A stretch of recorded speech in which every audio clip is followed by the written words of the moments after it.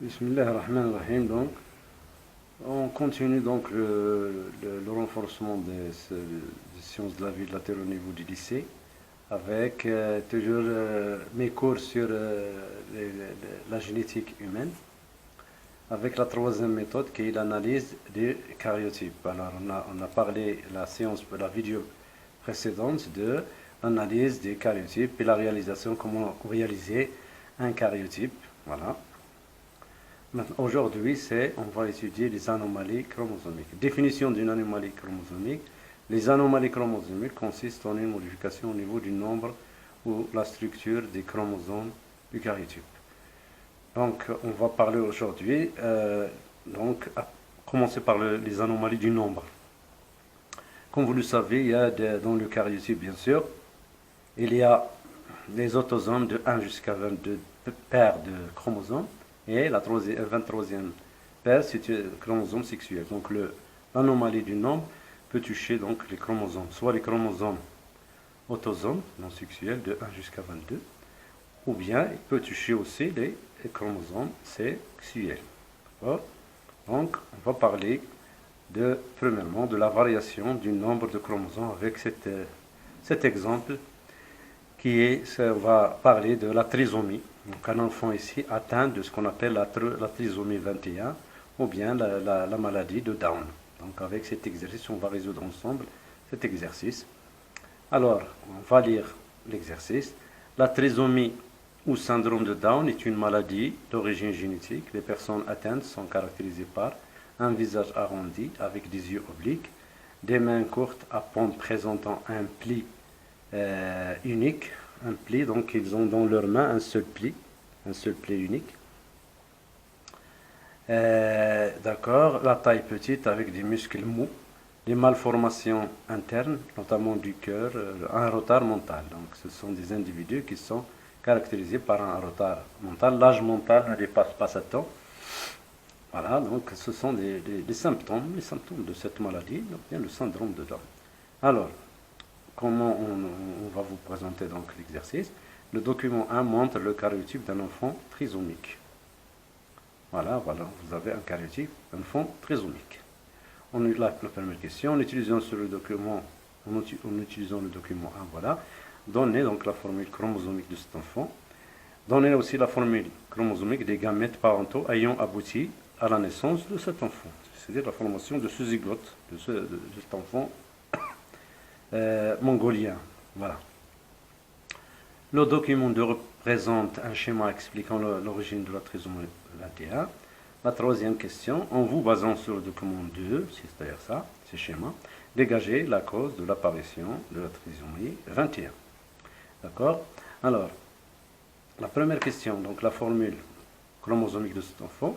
Donc, si vous le comparez, donc, on a le karyotype normal. Leur 2n est égal à 46. Voilà, donc 22 autosomes, ça veut dire chromosome sexuel, c'est-à-dire 44 autosomes plus cette paire, c'est-à-dire 46. Donc le karyotype normal, c'est 46. 22 AA, d'accord, plus XY, comme on avait dit la dernière fois ici. Karyotype d'une femme normale, un homme normal. Alors, l'homme normal, c'est 46. 2n égale 46, 22 AA plus XY. La femme aussi, 2n est égal à 46, 22 AA plus X. Alors, pour notre enfant atteint de la trisomie 21, je m'excuse. Alors, si vous donc la paire 1, 2, 3, donc il faut observer donc le karyotype. La paire 3, la paire 4, 5, 6, normal. Alors, vous continuez comme ça. Alors, il y a un problème au niveau de la paire 21. Donc, vous observez que ce chromosome 21 se présente sous forme de 3 exemplaires. Donc, il y a un chromosome surnuméraire. On dit un chromosome surnuméraire dans la paire 21. D'accord? Donc, la formule ne sera plus 2n égale à 46. On va écrire 2n plus 1. Est égal, voilà, vous comptez donc 22 fois 2 c'est 44, plus le 1 surnuméraire c'est 45. Donc 45A autosome plus la paire XY. Il s'agit ici d'un enfant mâle, voilà, donc un enfant mâle, voilà, XY. D'accord? Donc, la formule chromosomique de cet enfant, donc la formule chromosomique de l'enfant, la première question. Donc 2n plus 1, voilà, est égal à 46. 45a plus xy. D'accord? Alors pour la deuxième question, la deuxième partie de la question 1, la formule chromosomique des gamètes parentaux ayant abouti à la naissance de cet enfant.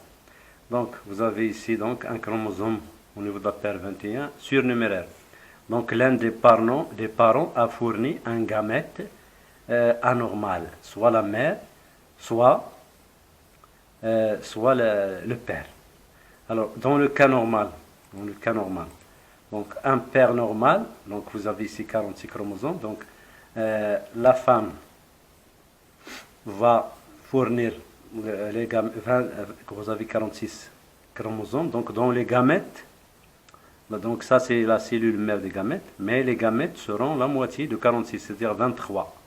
La même chose ici pour l'homme, donc l'homme va produire deux types de gamètes, 23, donc contenant 23 chromosomes, plus soit X, soit Y, donc deux types de gamètes que fournit le père. Pour la femme, un seul type de gamète, 23, donc 22A plus X, c'est-à-dire un seul type. Donc pour notre enfant, pour les parents de cet enfant, donc l'un des parents a fourni un gamète anormal, soit la mère, soit le père. Donc on peut écrire. Donc si c'est le père qui a fourni un gamète anormal, donc la formule du gamète, la formule chromosomique du gamète, N plus 1, c'est-à-dire 23A, il a fourni donc un chromosome surnuméraire, plus Y. Pour la femelle, un gamète normal, donc N22A plus X. Ou bien le deuxième cas, c'est la mère cette fois-ci qui a fourni le gamète anormal. Donc N plus 1, 23 autosomes au lieu de 22, plus X. Alors le père, normal. Ça, c'était la question. Donc, comment on répond à cette question? L'un des parents a fourni un gamète anormal. Soit le père, soit la mère. Donc, deux cas. Alors, la deuxième question, le document 2 représente un schéma expliquant l'origine de la trisomie 21. Vous avez ici les cellules mères. Donc l'explication se restreint donc au chromosome à la paire 21. Donc là, vous avez à l'origine les cellules mères des gamètes. Au milieu, on va schématiser la méiose normale. Alors, l'origine de la trisomie, il y a un problème au niveau de la formation des gamètes, au niveau des parents. Soit le père, soit la mère. Donc, si la méiose normale ici, donc le problème vient des phases de la méiose. Donc, soit donc la méiose, on rappelle que la méiose contient deux divisions successives. La division réductionnelle avec les 4 phases. Voilà donc la première phase qui est la prophase 1, métaphase 1, métaphase 1, anaphase 1. Voilà, donc les 4 phases ici, donc on résume, sont résumées ici. La deuxième division, c'est la division équationnelle avec la prophase 2, la métaphase 2 et l'anaphase 2. Donc une cellule mère des gamètes 2N fournira donc 4 gamètes N chromosomes. Donc ici c'est le cas normal de la méiose, la paire 21 donc. Alors, à l'anaphase 1, voilà, la division réductionnelle, donc séparation des deux chromosomes homologues 21. Formation de 4 gamètes contenant chacun donc le chromosome 21 normal. Donc 4 gamètes normaux. Alors, le problème de trisomie vient d'un problème soit au niveau de la division réductionnelle qui est anormale, ou bien la division équationnelle qui est anormale. Alors, qu'est-ce qui se produit? Alors, cellule mère d'un gamète, où il n'y a pas, à l'anaphase 1, il n'y a pas séparation de la paire 21. Donc, il ne se sépare pas. Donc, il se trouve qu'un gamète, il est dépourvu de la paire 21. Alors, un autre gamète contient deux chromosomes 21. Alors, vers la division, pour la division équationnelle, il y a la formation de 4 gamètes, mais 2 gamètes vides de leur contenu en chromosome 21. Et ici, les 2 gamètes contenant un double chromosome 21. Donc, ce sont des gamètes anormaux. D'accord? Tous les 4 sont anormaux. Alors, il se peut que le problème survienne au cours de la division équationnelle. Donc, si la division réduction se passe bien, séparation en anaphase 1 des chromosomes homologues 21, mais en anaphase 1, en anaphase 2 de la division équationnelle, alors les 2 chromatides du chromosome 21 migrent vers le même pôle. Donc, il se produit donc la formation de gamètes qui sont anormaux. Un gamète vide du contenu du chromosome 21 et un autre contient un double chromosome 21. Pour les 2 autres normaux. Donc ici, on va voir ici 2 gamètes qui sont anormaux. Alors, si ce gamète anormal est fécondé par exemple on suppose que le problème, le grand pourcentage, c'est la mère qui est la cause. Donc, ici, donc, si le spermatozoïde normal féconde ce gamète qui est anormal, contient 2 chromosomes 21, alors 2 chromosomes 21 plus 1 chromosome, zygote anormal, donc œuf anormal, 2n plus 1, et il va donner donc la trisomie, cette trisomie. D'accord? Alors, il se peut aussi, donc, formation, alors, c'est la même chose ici, donc fécondation de l'ovocyte par le spermatozoïde, alors qui contient un seul chromosome, donc l'ovocyte contient 2 chromosomes 21, formation d'un gamète, d'un zygote, anormal, 2n plus 1, atteint donc de la trisomie. Donc ça c'est l'explication donc chromosomique de comment se forme la trisomie 21. Il existe beaucoup de trisomies. La trisomie 13, ou bien ce qu'on appelle le syndrome de Pato, il peut toucher donc le chromosome, la paire 13. Il y a aussi le syndrome d'Edouard, qui touche donc les chromosomes, la paire 18. Voilà, donc toutes les trisomies. Donc, certaines trisomies sont, par exemple, le syndrome de Pato, qui est la trisomie 13. Il touche certains individus, donc, mais il meurt à un âge petit. Donc certaines trisomies sont létales, hein, d'accord, à un bas âge, d'accord. Mais la trisomie 21 donc, donne ce qu'on appelle la maladie de Down, d'accord. Ça ce sont des maladies dû à la variation du nombre au niveau des 22 paires de chromosomes autosomes. Mais voilà, donc il se peut que la variation du nombre de chromosomes touche les chromosomes sexuels. Donc on va étudier ici deux exemples. C'est le syndrome de Turner, là, ou bien la monosomie X. Il touche les filles, voilà, le sexe féminin. Ils n'ont qu'un chromosome sexuel X. Le syndrome de Klippel, il touche les garçons. Ils ont un chromosome X surnuméraire. Au lieu du XY, c'est XXY. Vous voyez ici. Hein? Voilà. XXY. Ici, touche les femelles. Donc, les questions. Donnez la formule chromosomique correspondante à chaque karyotype. Proposer une explication pour l'origine des deux anomalies en considérant seulement la paire de chromosomes sexuels. Donc, on va restreindre l'explication aux chromosomes sexuels. Donc, parlons un peu du syndrome de Turner. Il affecte les sujets féminins. Ces femmes restent de petite taille. Ils sont stériles et leur caractère sexuel secondaire ne se développe pas. D'accord? La figure ci-dessous présente le karyotype d'une femme atteinte de cette anomalie. Il affecte, donc le syndrome de Klinefelter, il affecte les hommes qui restent stériles, présentent parfois un développement anormal des seins, En plus, chez ces sujets, on observe souvent un retard mental. La figure ci-dessous présente le karyotype d'un individu atteint de cette maladie. Le travail à faire: donner la formule chromosomique correspondante à chaque karyotype, proposer une explication pour l'origine de ces deux anomalies en considérant seulement la paire de chromosomes sexuels. Je vais vous montrer une photo ici, deux photos des individus atteints par le syndrome de Klinefelter. Donc vous avez ici, donc, ils ont un chromosome, c'est X surnuméraire. Donc, voilà, donc peu de duvet facial, muscles peu développés, sein développé, c'est un problème au niveau du sein, et les petits testicules, ils sont stériles avec un retard mental. Ici, vous avez une femme atteinte du syndrome de Turner. Donc vous voyez bien, donc, le phénotype, c'est un peu, il est mâle. Donc ce sont des femmes qui tendent vers le phénotype plutôt mâle.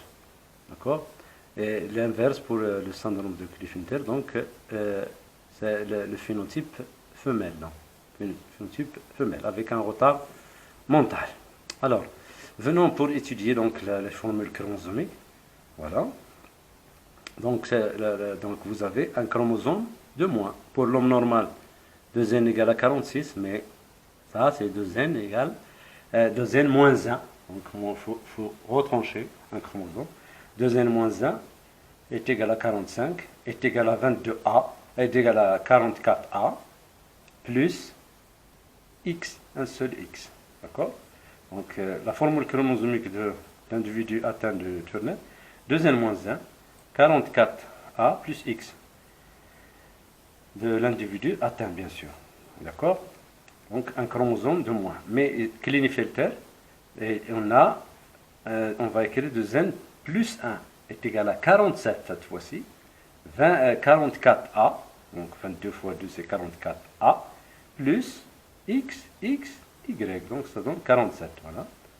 Voilà, 2n plus 1 est égal à 44a plus x, y. D'accord?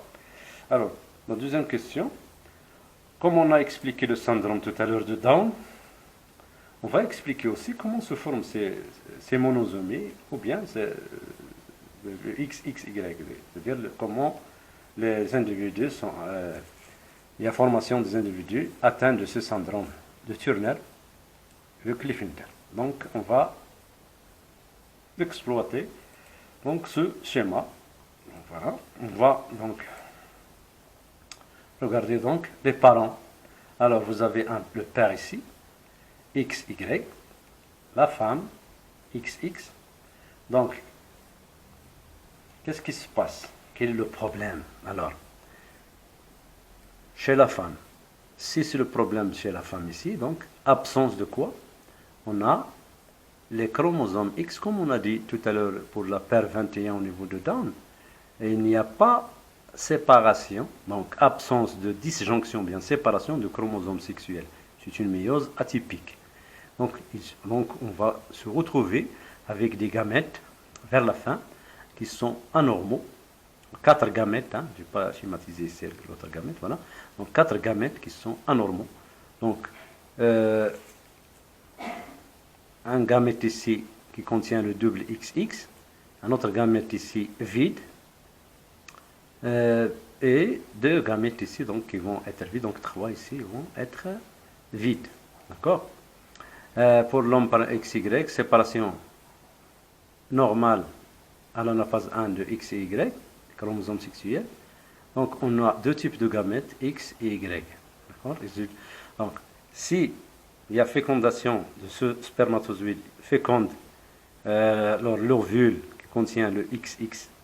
Donc, on va formation d'une autre maladie, qui sont létales. Donc, X, c'est une trisomie, on appelle ça la trisomie X. La trisomie X3, chromosome X. Généralement, ils sont létales. Ce sont des maladies qui sont létales. D'accord? Alors, le X aussi ici, voilà.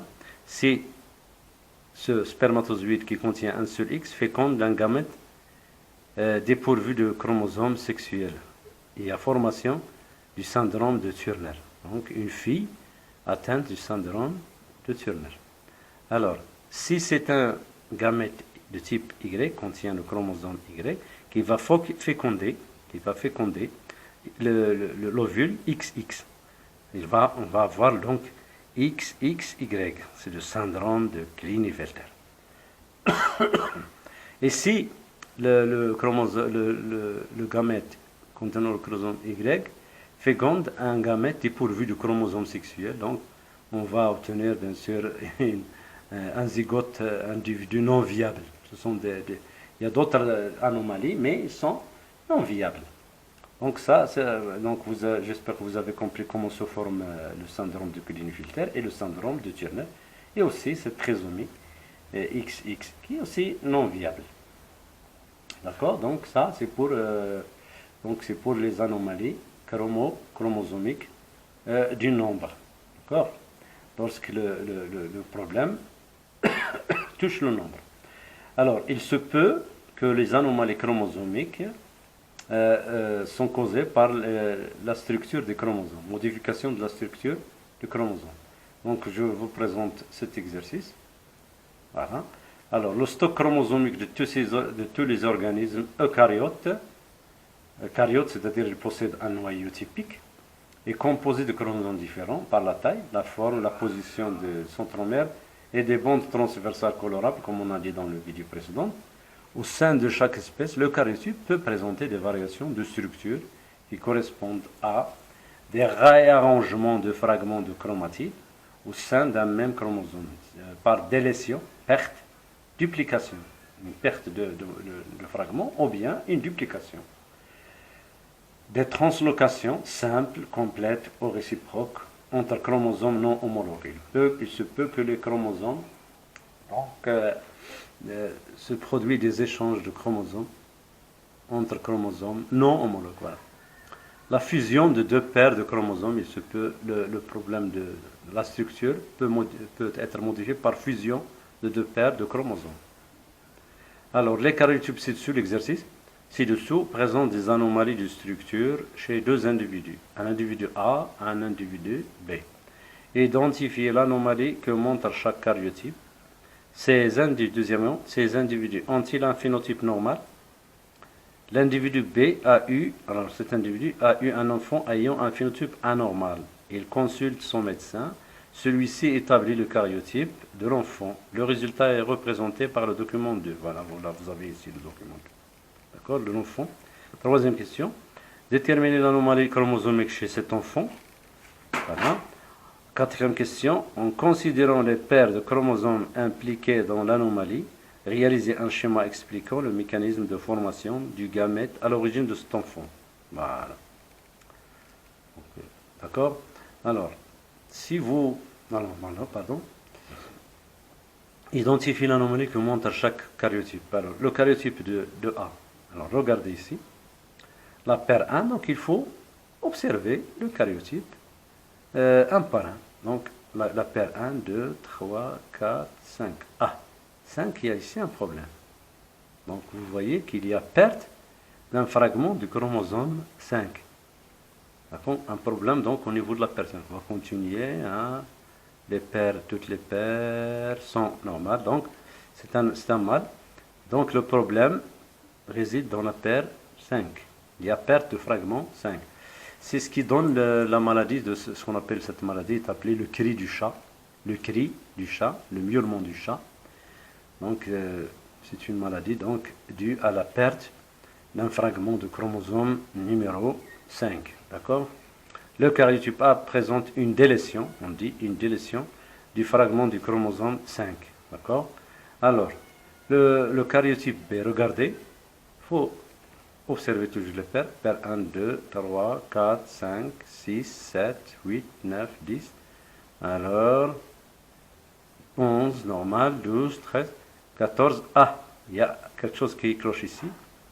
On continue, 15, 16, 17, 18, 19, 20, 21. Ah, il y a un problème ici. 21 et 14, il y a un problème au niveau de ces chromosomes. Alors, absence de l'autre chromosome de la paire 21. 100% qui s'est donc collé avec l'un des chromosomes de la paire 14. D'accord? Donc, au niveau du nombre, formule chromosomique, ici, C'est normal. 2n égale à 46. Mais le problème réside qu'il y a une translocation.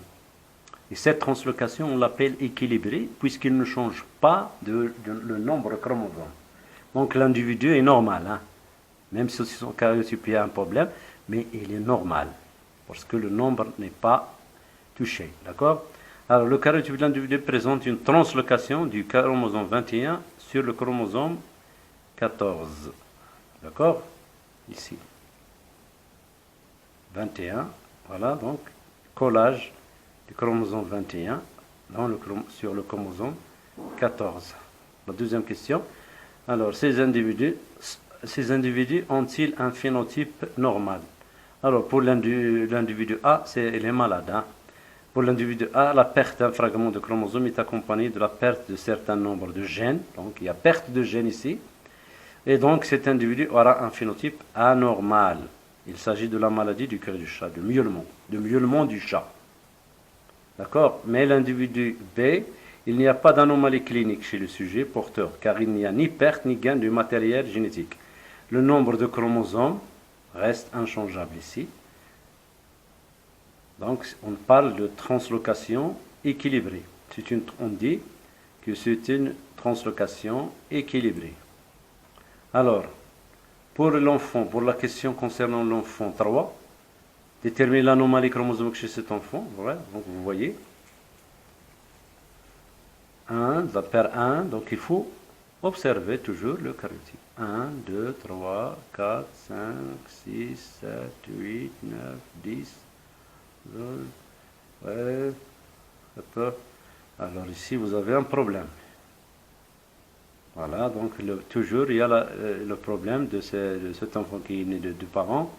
Alors, vous avez ici un chromosome 21 collé sur 14. 15, 16, 17, 18, 19, 20. Donc la paire 21, elle est normale. Regardez donc. Mais il y a un problème ici. Donc, on a ici une trisomie 21. Donc, cet enfant, l'anomalie que présente cet enfant, c'est quoi? C'est l'anomalie de Down.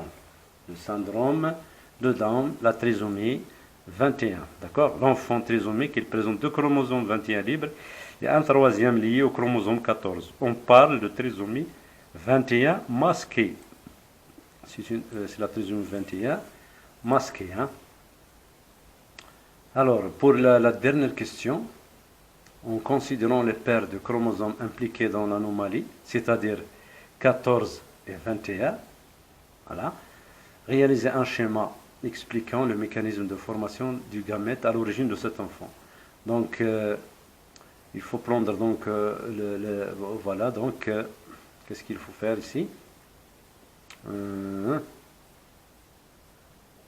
Il faut prendre donc il faut prendre donc la méiose en considérant, il faut schématiser, faire des schémas de la méiose, hein, en considérant les paires 21 et 14. Donc il faut dessiner donc la cellule mère contenant la paire 21 et la paire 14.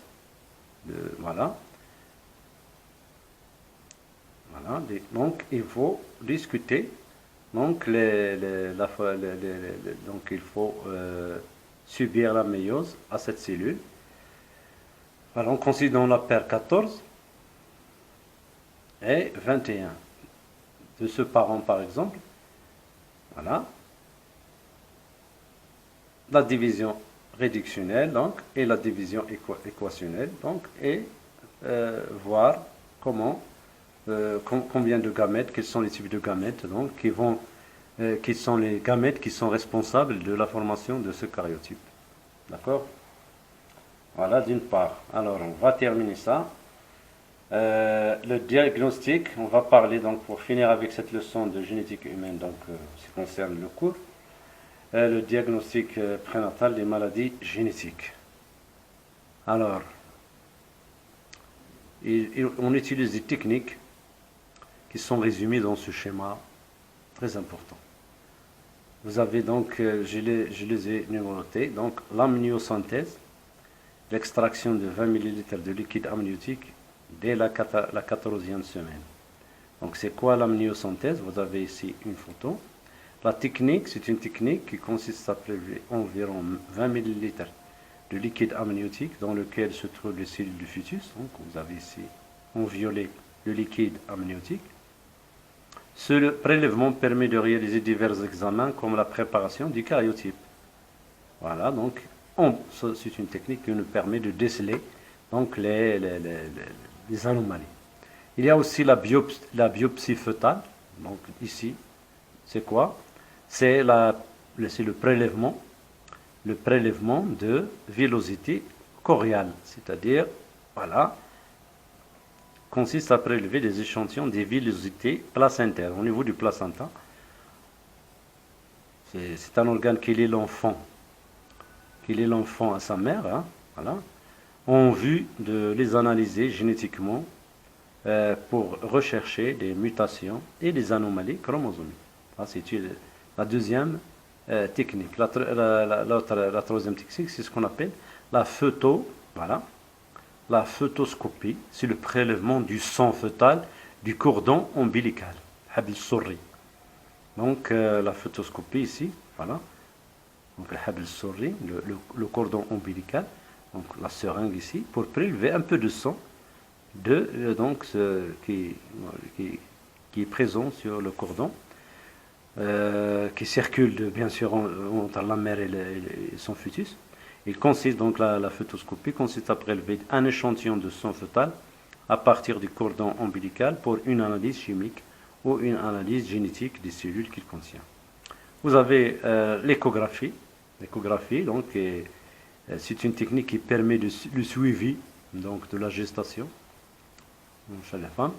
Il consiste à envoyer des ultrasons dans la direction du fœtus et de collecter les ondes réfléchies et les transformer en images fixes ou animées. Voilà. Donc, cette technique permet de suivre le développement du fœtus. Voilà. Grâce à la mesure de plusieurs paramètres tels que le volume du liquide amniotique, la taille du fœtus, le volume de sa tête, le diamètre de son abdomen, etc. Il permet également de mettre en évidence certaines malformations concernant la morphologie du fœtus ou quelques-uns de ses organes. Voilà, on peut savoir ici à partir de l'échographie si l'enfant, par exemple le syndrome de Down, ou bien est-ce qu'il est normal, etc. Donc on peut déceler, peut suivre donc le développement du fœtus et déceler des anomalies, donc si l'on existe à partir de l'observation. Parce que ici, les images donc, vont montrer donc, s'il y a un problème. D'accord, donc je récapitule. Il y a 4 techniques. L'amniosynthèse, le prélèvement de l'échantillon du liquide amniotique. La biopsie fœtale consiste donc à prélever des échantillons au niveau du placenta, les cellules placentaires. La phoetoscopie, prélever donc du sang au niveau du cordon ombilical qui lie l'enfant et la mère, donc pour une analyse chimique. L'échographie pour faire le suivi, bien sûr, et le développement du fœtus. Donc j'espère que vous avez donc saisi donc, cette leçon. Et Inch'Allah, à une prochaine vidéo, voilà, à une prochaine vidéo qui va donc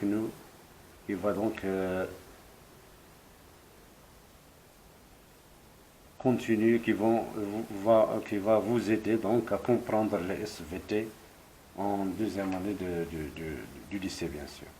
Merci de votre attention et à une prochaine vidéo.